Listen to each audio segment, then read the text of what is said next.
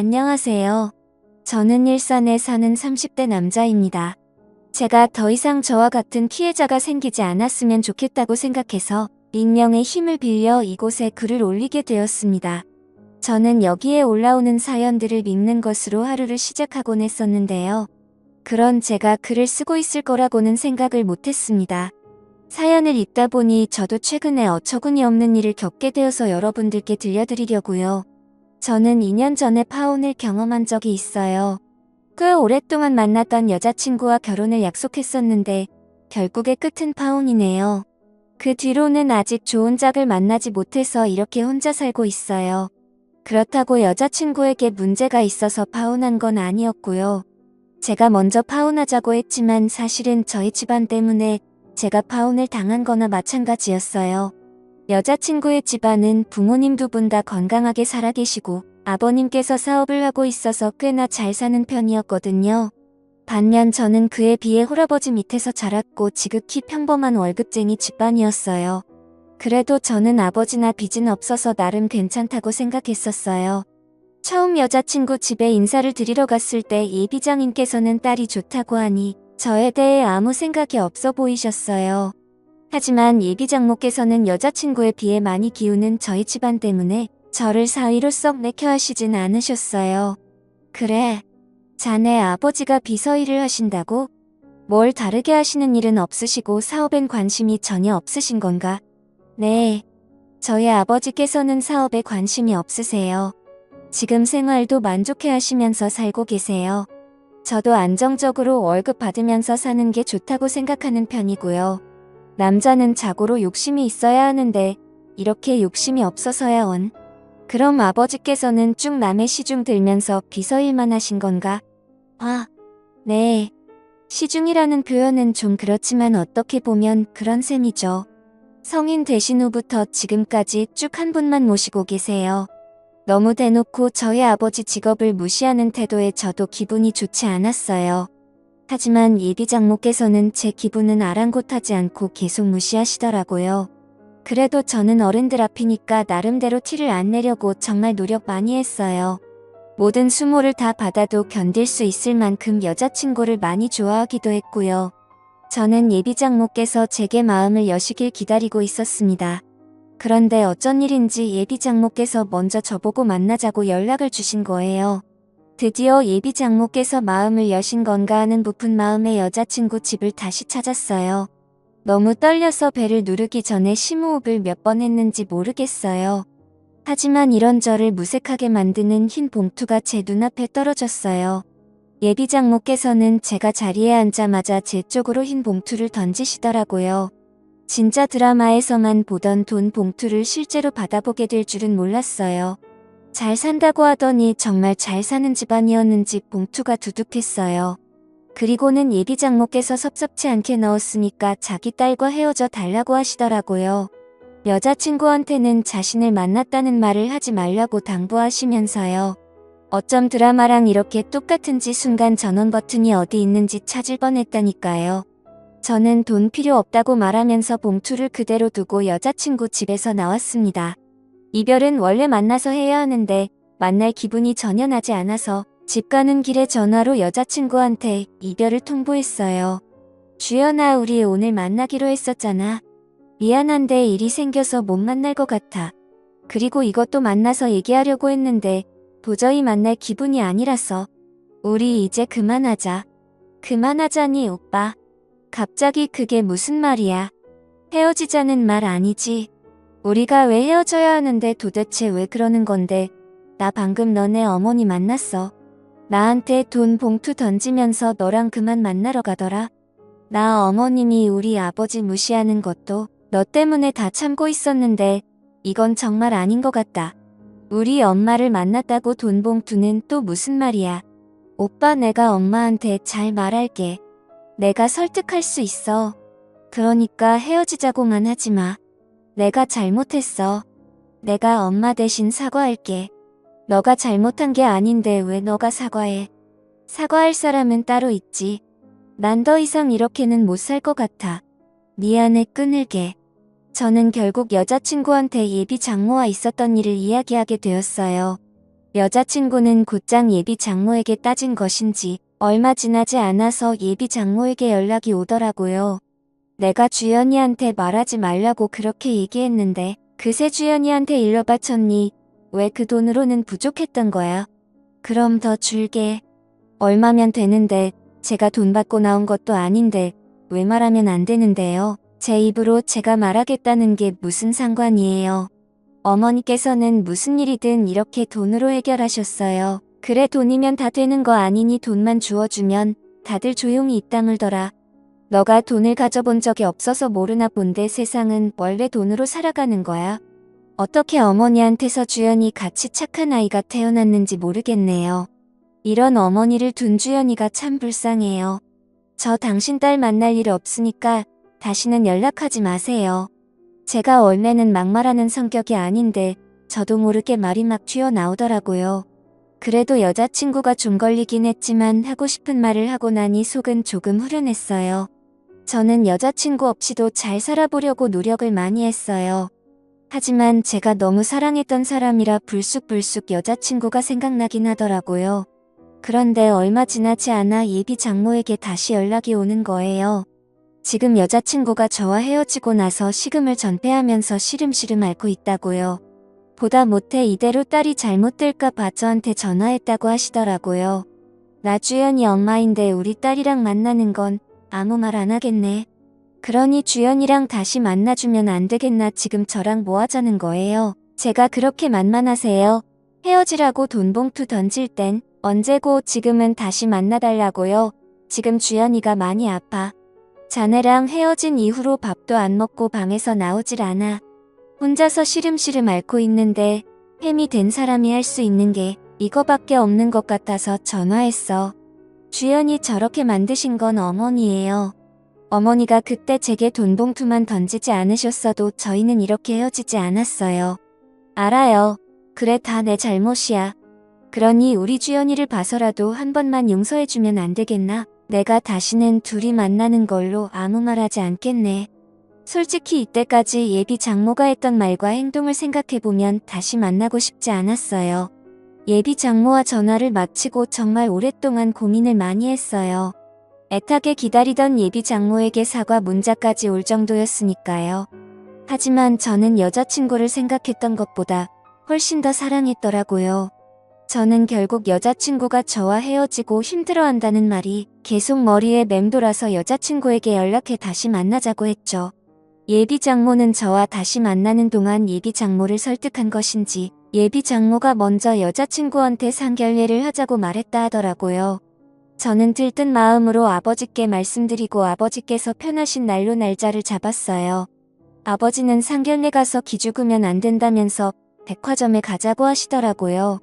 그러더니 남성 코너에서 정장 2벌을 들고 저를 부르고 계셨어요. 아버지 2벌이나 사시게요.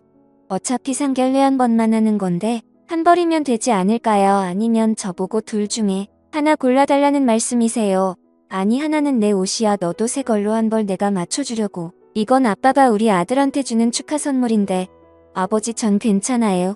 회사 다니면서 정장 입으니까 종류별로 되게 그러니까 괜히 엄한데 돈 쓰지 마세요.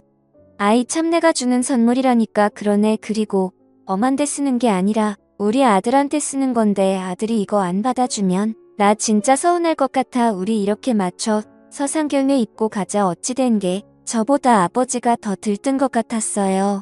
그래도 아버지 기분이 좋아 보이시는 것 같아 저도 덩달아 기분이 좋아졌어요. 이때까지 예비 장모와 있었던 안 좋은 일들은 다 잊고새 출발할 수 있을 것만 같았어요. 하지만 이런 기대도 한순간에 짓밟아버린 사람이 있었어요. 바로 문제 예비 장모입니다. 상견례 날 예비 장모는 약속 장소에 들어온 순간부터 표정은 좋지 않았어요. 상견례 내내 어딘가 불만 가득한 표정으로 일관하셨죠. 그러면서 저희 아버지께 형편이 넉넉한 자기들이 집을 해올 테니 저희는 자기가 보내주는 리스트 보면서 혼수를 해오라고 하시는 거예요.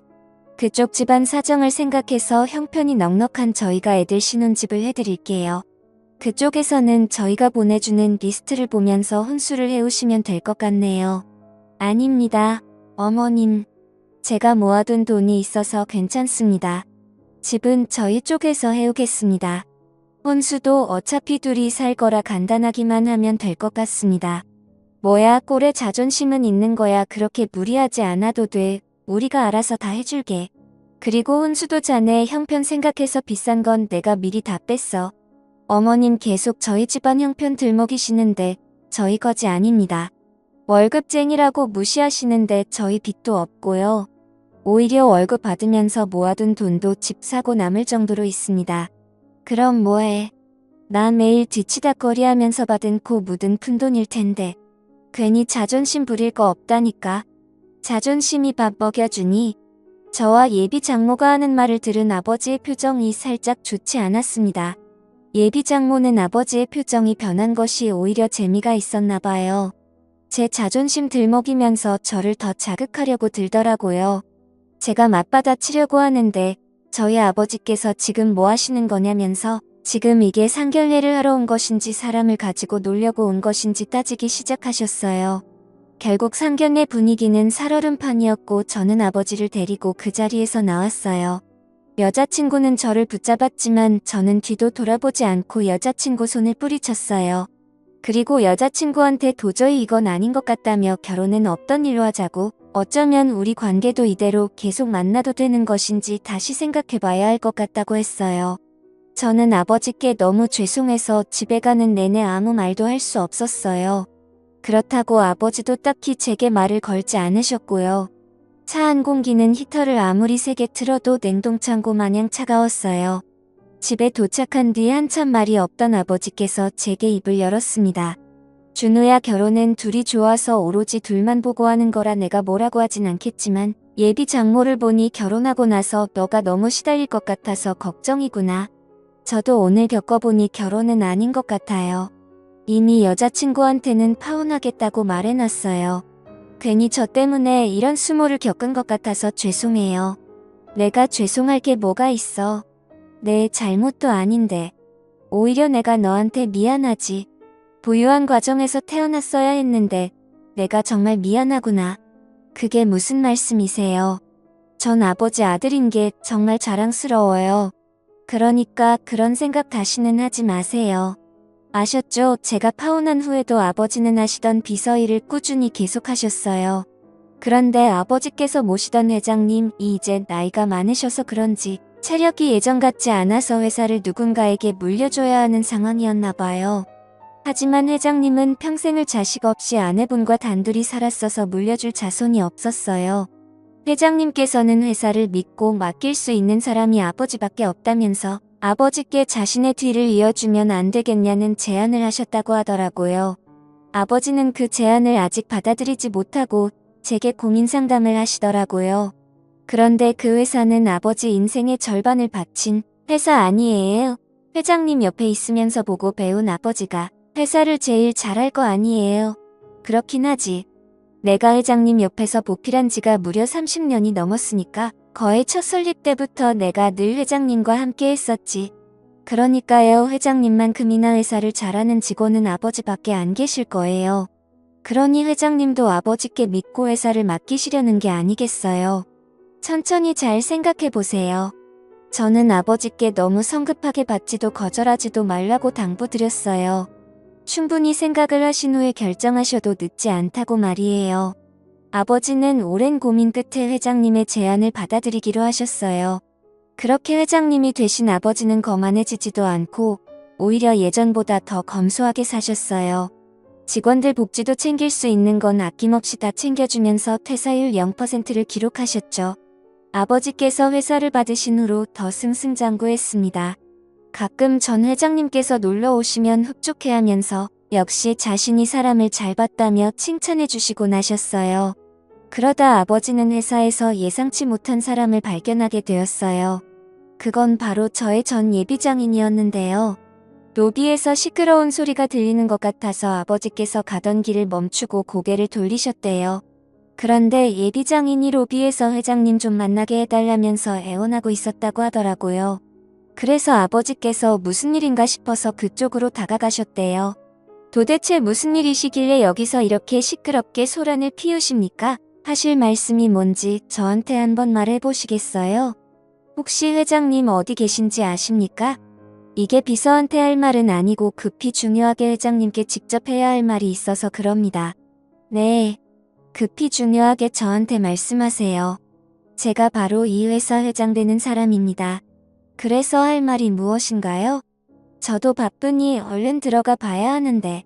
당신이 회장이라고요? 거짓말 치지 마세요.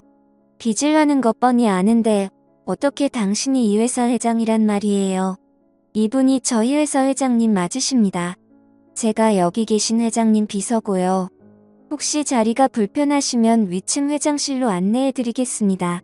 아, 그러면 다름이 아니라 저희 회사 투자권으로 계약한 게 있었는데 이번에 계약이 만료되면서 재계약이 불발됐습니다. 그래서 제가 직접 회장님을 만나 뵙고자 이렇게 찾아오게 되었습니다. 아, 그래요. 저는 처음 듣는 일인데. 일단 알겠습니다. 서류 잘 검토해 보도록 하죠. 그럼 사장님께서는 이만 돌아가 주시면 감사하겠네요. 예비장인은 제 차 잘 봐달라면서 인사하고 돌아가셨다고 하더라고요. 아버지께서는 모든 일을 혼자 결정하지 않으셨던 분이시라 이번에도 제게 의논을 하시더라고요. 아들아, 내가 어떻게 해야 하는 걸까? 지난 날은 다 잊고 재계약을 해줘야 하는 것일까? 아니면 그냥 이대로 모른 척 해야 하는 걸까? 아버지, 절대 재계약해주지 마세요. 어차피 2번 다시 볼 사람들 아니에요. 뭘 망설이세요? 그냥 아무것도 해주지 마세요. 하지만 내가 투자를 해주지 않는다면 그 회사는 망하게 될 것이야. 우리 회사가 제법 많이 투자를 해주고 있었더라고. 이제껏 저희한테 했던 말과 행동들 기억 안 나세요? 그 집안에 당한 것들 벌써 잊으신 거냐고요. 저는 절대 반대예요. 아버지는 저의 완강한 반대에도 생기가 달려있다 보니 많이 망설이는 눈치셨어요. 저는 결국 아버지께 며칠만 더 고민해보라고 말하고 방으로 들어갔어요. 하지만 예비장인에게 들은 것인지 그걸 못 참고 다음날 예비장모가 아버지를 찾아왔다고 하더라고요. 그러더니 사람들이 보든 말든 무릎부터 꿇고 사정하기 시작했다고 해요. 사돈, 우리 사돈 될 뻔한 사이잖아요. 그러니까 저희 한 번만 도와주세요. 이번에 계약 못하면 저희 회사 진짜 망해요. 직원들 월급도 줘야 하는데 제발 살려주세요. 일단 제가 서류 잘 검토해보도록 하겠습니다. 그러니 이만 돌아가세요. 지금 사람들 다 보고 있습니다. 사돈께서 약속하시기 전까지는 저는 한 발자국도 못 갑니다.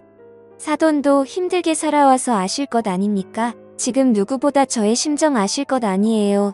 죄송하지만 전 힘들게 살아온 적이 없습니다. 누가 보면 저희가 가난뱅이였는 줄 알겠어요. 단지 월급쟁이라서 힘들게 살았을 거라고 생각하십니까? 지금 힘들어 보이시는 건 그쪽인 것 같네요. 사돈 그쪽이라니요. 아무리 제가 지금 사돈 바짓가랑이를 잡고 빌고 있다지만 말 정말 섭섭하게 하시네요. 그쪽이 뭡니까? 그쪽이 제가 그쪽이라고 하니까 섭섭하세요. 제가 비서일 한다고 했을 때 이미 그쪽으로 호칭 정리 끝난 것 아니 없나요? 정말 변하신 게 하나도 없으시네요. 아버지는 솔직히 예비 장모께서 사람 다 보는 앞에서 무릎을 꿇길래 순간 마음이 약해지셨다고 해요. 하지만 제가 했던 말이 떠오르면서 그때의 수모가 생각나는 동시에 변하지 않는 예비 장모의 태도가 아버지 마음을 돌리는데 한몫한 것 같았어요. 울면서 빌어도 모자랄 판에 저렇게 목에 핏대 세우면서 따지고 들고 있으니 돈으로 흥한 자 돈으로 망하게 만들고 싶다는 생각이 들었다고 하더라고요. 그래서 결론은 아버지께서 재계약을 하지 않으셨다고 합니다. 투자를 받지 못한 예비장인의 회사는 그렇게 직원 월급도 못 주고 망하게 되었다고 하더라고요. 아버지도 자신이 그렇게 독한 면이 있었는지 몰랐다고 하더라고요. 저는 예비장인이 그렇게 된 것이 아버지 탓이 아니니까 너무 개의치 말라고 했어요. 이렇게까지 된 건 다 자기들 업이 아니겠어요. 뿌린 대로 거둔다는 말이 있잖아요. 예비장인 장모가 뿌린 씨가 딱 그 정도라는 거예요. 인생이 어떻게 흘러갈지는 한치 앞도 알 수 없는 거예요. 저의 아버지처럼 한순간에 대박이 날 수도 있는 것이고 예비장인 장모처럼 한순간에 쪽박을 찰 수도 있는 것이죠. 여러분들은 남을 무시하지 말고 서로의 가치를 인정해 주셨으면 좋겠어요. 그렇다면 언젠간 기적이라는 것이 일어날 수도 있답니다. 지금까지 저의 이야기를 들어주셔서 감사해요. 모든 여러분들 행복하세요.